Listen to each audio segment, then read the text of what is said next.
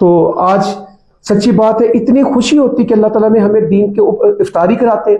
فرمایا جس نے روزہ دار کی افطاری کرائی وہ اجر میں برابر ہے اور روزہ دار کے اجر میں کوئی کمی نہیں ہوگی, اس کو برابر اس کا اجر ملے گا.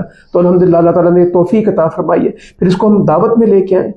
اللہ کے رسول صلی اللہ علیہ وسلم کے پاس مشرک آیا, صحیح بخاری میں بھی باقی حدیثوں میں, تو آپ نے کہا اس کو دودھ کا پیالہ پلائیں. یہ تو روزے دار ہیں نا, افطاری والے ہیں, سحری والے, ان کو کھانا کھلانا.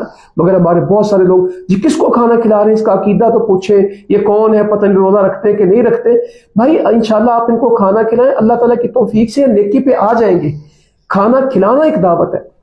تو اس کو دودھ پلایا تو کہا اور لے کے آؤ. ایک بکری کا اور دودھ لایا گیا, 2 کا, 3 کا, حتیٰ کہ وہ 7 بکریوں کا دودھ پی گیا. آپ نے 8ویں کا بھی منگوایا, کیا دل تھا کہ 7 کے بعد بھی منگوایا. اس نے کہا نہیں. رات اس کو سلا لیا, صبح اٹھا تو کہا کہ اس کو دودھ پلاؤ. تو اس نے کہا اللہ کے نبی صلی اللہ علیہ وسلم لوگ مسلمان کس طرح ہوتے ہیں. تو اس نے اسلام قبول کیا, اس کے بعد دودھ پلایا. ایک پیالہ دیا, پھر دوسرا دے کر تپس. تو آپ نے فرمایا کافر 7 آنتوں میں پیتا ہے اور مومن 1 ہاتھ میں پیتا ہے. یہ اس وقت میں کہا تھا, مگر اس میں کھانا کھلا کے اس کو قائل کیا. ضرور بات کی ہوگی, ضرور سمجھایا ہوگا, مگر رویے اخلاق, اگر ہم ایک بہت لمبا واقعہ بہت ساری حدیثوں میں ملتا ہے سمامہ بن اسال کا, تو ان کو اخلاق ہی پیش کیا ہے. 3 دن اپنے ساتھ رکھے ان کو, اور ماشاءاللہ مسجد کے ستون میں ان کو باندھا ہے, ان سے ان کے حال احوال پوچھے ہیں. وہ شدید غصے میں تھے, نفرت میں تھے, مگر آخر میں کیا کہنے لگے کہ آج سے پہلے سب سے ناپسندیدہ شہر آپ کا تھا, آج کے بعد سب سے محبوب شہر آپ کا ہے.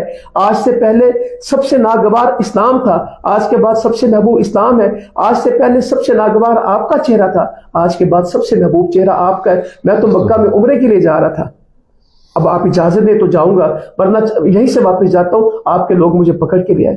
تو رویوں سے, اخلاق سے دعوت, یہ بہت بڑی بات ہے. تو اللہ تعالیٰ توفیق دے.